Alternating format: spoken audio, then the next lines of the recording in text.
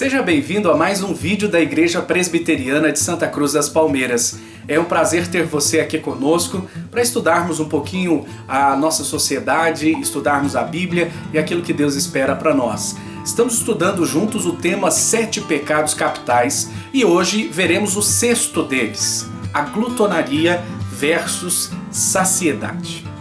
O que é a glutonaria? A glutonaria é o sexto pecado capital, assim como a avareza é idolatria dos bens, luxúria idolatra o sexo, a glutonaria idolatra a comida e o prazer de comer. É um vício que exalta algo muito bom, exalta a comida, que é legítimo, que tanto dependemos dela para sobreviver, quanto temos esse prazer enorme em comer. Isso é muito bom. A comida sagrada que une a família, que é levada por tradições, que tem a ver com a nossa cultura, comidas próprias, criadas, enfim, é algo legítimo, é algo muito bom. Contudo, quando há uma extrapolação disso, quando a gente leva para um lado do exagero, aí sim bate o vício da glutonaria e que causa sim problemas. Apesar da nossa sociedade tratar o vício da glutonaria como algo não tão problemático, porque não é raro encontrar pessoas zombando, brincando, nossa, como eu comi hoje eu pequei, cometi o pecado da gula. As pessoas não dizem, nossa, como eu menti hoje, né? Como passei pessoas para trás hoje. Não, mas a gula nós não temos vergonha de assumi-la. Até dizemos que a gula é um pecado dos religiosos, porque não é difícil achar pessoas muito religiosas e até líderes que estão um pouco acima do peso por exagerarem na comida, na alimentação. Contudo, a Bíblia leva muito a sério o pecado da glutonaria. A Bíblia nos adverte em várias passagens e Deus se importa com isso. Os Guinness diz que, mas tanto as origens como as consequências da glutonaria são bem mais sérias. Dedicada à gratificação do apetite, a glutonaria procede de um terrível vazio de que não importa quanto nos empurremos, nunca estaremos preenchidos. As pessoas comem em demasia para compensar o vazio emocional. Contudo, comer em demasia nunca compensa. A barriga está cheia, mas o coração está oco. Comer em demasia nunca compensa. A glutonaria engana como todos os outros vícios.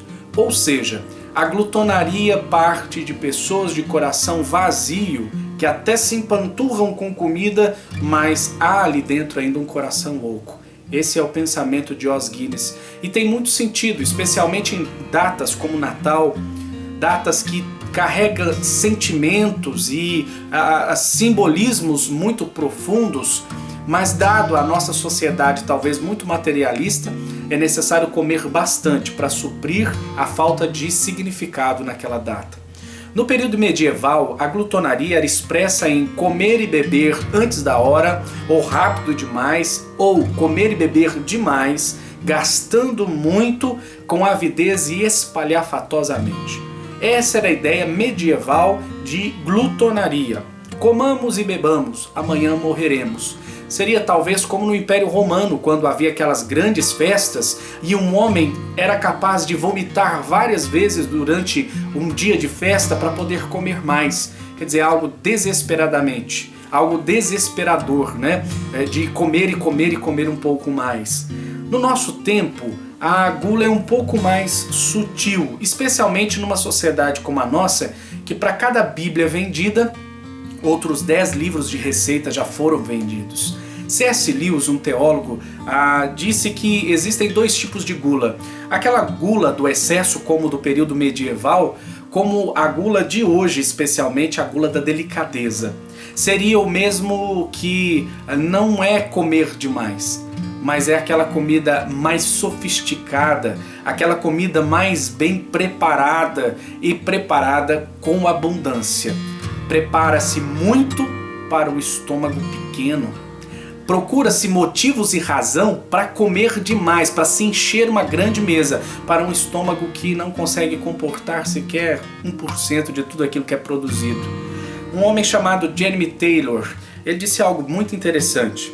Portanto, é estranho ver que se providencia em tantas fornalhas e tantos fornos e tanto fogo alto, um exército de cozinheiros, várias adegas e celeiros abarrotados de milho, e isso somente para satisfazer o estômago, que é do tamanho de um palmo.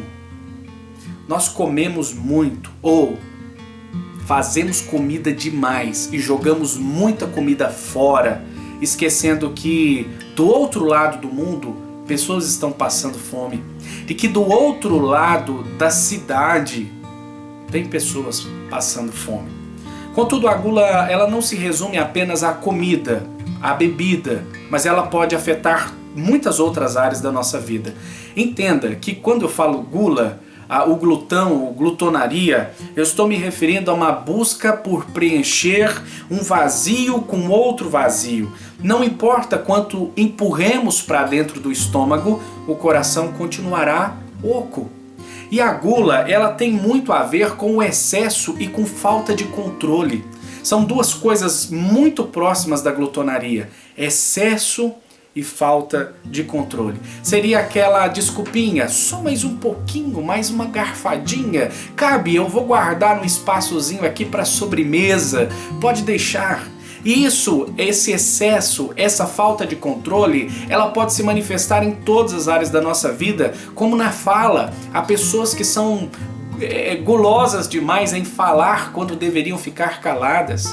Pessoas que são ávidas por informação, querem saber de tudo o que acontece, especialmente do que acontece ali na esquina. Pessoas que têm gula por ter coisas e mais coisas, acumular, talvez já não cabe mais dentro de casa, nem pai, nem mãe, nem filhos, porque tantas coisas já ocupam aquela casa. Como na OLX, desapega, joga fora algumas coisas. Pessoas que têm a glutonaria ou a gula, a falta de controle pela bebida, pelo sexo, pela televisão, internet, celular. Hoje nós temos o nosso convívio social muito prejudicado pelo excesso de comunicação. Olha que grande ironia, a comunicação prejudicada pelos meios de comunicação.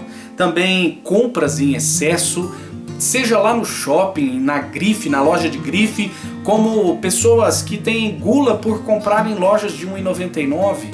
Também há pessoas que têm gula por jogos de entretenimento, como videogame, jogos de cartas, futebol, na quarta-feira, né? O jogo de futebol da quarta-feira, não posso perder, e às vezes o sujeito está de madrugada assistindo um campeonato lá do outro lado do mundo e deixa de dormir pela sua gula por jogos de entretenimento. Há pessoas ainda gulosas por estudo, por trabalho, bem como pessoas gulosas por sono, por exercícios físicos e até injetam coisas que fazem mal ao seu organismo para ter aquele corpo que a sociedade diz que é o corpo perfeito.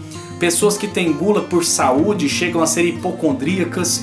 Pessoas que têm gula por regra, não conseguem sequer atrasar um minuto, não conseguem abrir mão de um compromisso, não conseguem abrir mão daquele jeito de viver, daquele transtorno obsessivo compulsivo. Pessoas que têm gula também por limpeza, mania de limpeza. Veja que de tudo que eu falei, 99,9% é legítimo, como a comida é legítima. É algo que Deus deu, que é bom, que faz bem, que deve ser feito, mas o problema do excesso e da falta de controle é que acaba prejudicando, é que acaba tirando as virtudes disso. Pensamos que estamos consumindo, mas estamos sendo consumidos quanto mais enchemos e nos empanturramos. Podemos não levar a sério a gula, mas a Bíblia leva a sério. Em Isaías 56:11, profetas glutões, quer dizer, religiosos que comiam e bebiam demais, a partir daquele momento recebiam uma palavra de condenação. Em Provérbios 23, encontramos muitas advertências do sábio para com seu filho aluno sobre o controle e sobre quantas dores e tristezas vêm sobre as pessoas que não têm controle na comida, na bebida, enfim. Em Deuteronômio 21, de 18 a 21, inclusive na lei mosaica, aí neste texto, que diz que o filho glutão e beberrão deveria ser apedrejado em praça pública pela sua má influência, pelo seu mau testemunho perante a nação de Israel, bem como Gálatas de 21, capítulo 5, 21 a 24, onde Paulo fala duramente aos beberrões e glutões que os tais não herdarão o reino de Deus. A minha pergunta agora é: o que te satisfaz? Você está se empanturrando do quê? E isso tem te enchido, te satisfazido? O excesso, a falta de controle na nossa vida se manifesta de qual maneira e em quais áreas? Você ainda usa aquelas desculpas? Só mais um pouquinho, só mais um pouco. A contrapartida ou contraponto para este vício da gula é a saciedade. E o texto que nós temos por base está lá em Mateus capítulo 5, versículo 10, onde diz: bem-aventurados os perseguidos por causa da justiça, porque deles é o reino dos céus. Veja que neste Sermão do Monte, onde Jesus diz que feliz é aquele que vive de tal e de tal maneira, Jesus vai dizer que feliz é o perseguido por causa dele. O próprio Jesus é a justiça. Felizes são os perseguidos por causa de Jesus, porque dos tais é o reino de Deus. Veja que a realidade do perseguido é algo bem duro. No primeiro século, muitos cristãos morreram perseguidos. E essa perseguição, ela compreendia de saques aos bens dos cristãos, a prendê-los e vendê-los como escravos, a dividir famílias, marido, esposa, filhos, enfim, era realmente algo terrível. E inclusive a morte. Muitos cristãos no primeiro século morreram naquelas arenas para divertir os romanos, sendo engolidos e devorados por leões e coisas do tipo. Então veja, o cristão do primeiro século sofreu muito, mas eles eram contentes em Jesus, eles eram satisfeitos em Jesus. Enquanto o glutão busca se satisfazer na comida, na bebida e em tantas outras coisas através do excesso e da falta de controle, o cristão, ou aquele que busca se saciar da justiça, ou é perseguido por causa da justiça e tem a sua saciedade em Jesus, esse definitivamente é cheio e é feliz. Nunca se esqueça, a gula tem a ver com querer encher o coração com coisas legítimas, mas porque estão em excesso, em falta de controle, e por faltar o necessário, o essencial que é Jesus, então nós vamos deixar o nosso coração cada vez mais e mais e mais vazio. Mate a sua fome com o pão vivo que é Jesus. A Bíblia diz, o Senhor Jesus nos disse que Ele é o pão vivo, aquele que desceu do céu, e todo o que se alimenta deste pão não torna a ter fome, quer dizer, todo o vazio do interior é preenchido em Jesus. Ele mesmo disse: tome da água da vida, depois que você tomar, quando nós tomamos desta água, nunca mais tornamos a ter sede. Jesus é o pão vivo, Jesus é a água viva, aquele que veio para suprir as necessidades mais básicas do nosso coração, necessidades assim existenciais. Abra seu coração para Jesus, desapegue das coisas, desapegue daquilo que você quer colocar no lugar de Jesus, porque esta coisa nunca poderá preencher esse tamanho de vazio do seu coração.